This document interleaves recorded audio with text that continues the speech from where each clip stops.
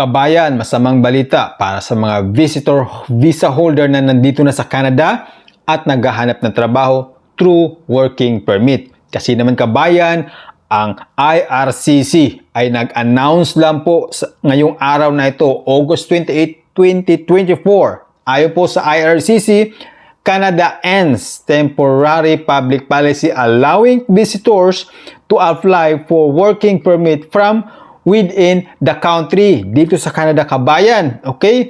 Ngayon na po ang araw na publish itong balita, kabayan, sa IRCC website.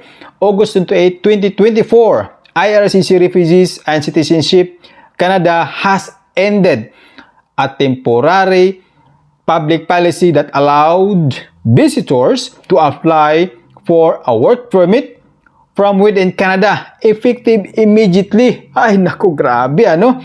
Kabayan, itong temporary public policy ay inintroduce nila ito ng IRCC noong nakaraang kapanahunan ng COVID-19 na tulungan yung mga bisito na dito sa Canada na makahanap ng trabaho, maka-apply ng working permit dahil hindi man sila makaalis ng bansa dahil nga sa health restriction noong kapanahunan ng COVID.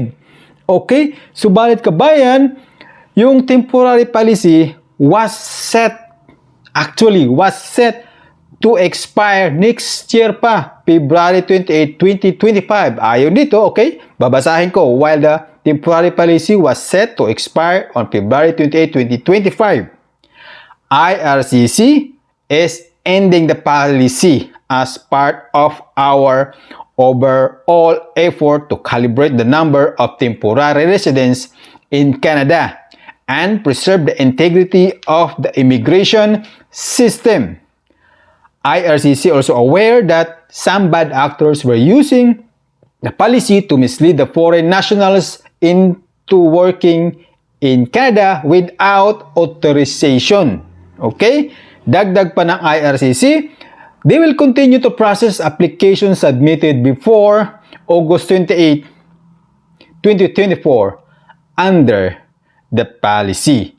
Ay, naku kabayan, masamang balita talaga ito, ano? Kaya kayong nandyan sa Pilipinas, nandyan sa Middle East o sa Hong Kong, na nagbabalak na mag-visit dito sa inyong kamag-anak, ay naku kabayan, huwag nyo na pong ituloy. Sayang lang yung pera nyo.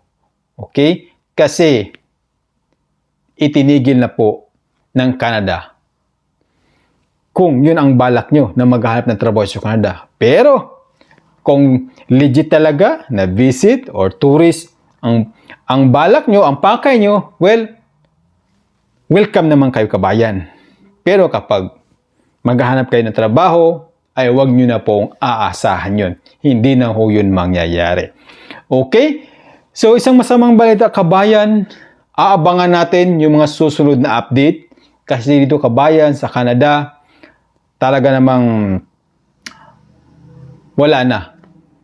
Pahirapan na po yung mga temporary status ito kabayan. Talagang hinigpitan na nila ng hinigpitan dahil sa dami ng temporary foreign immigrants dito sa Canada. Okay? So, abangan natin ang susunod na update kabayan.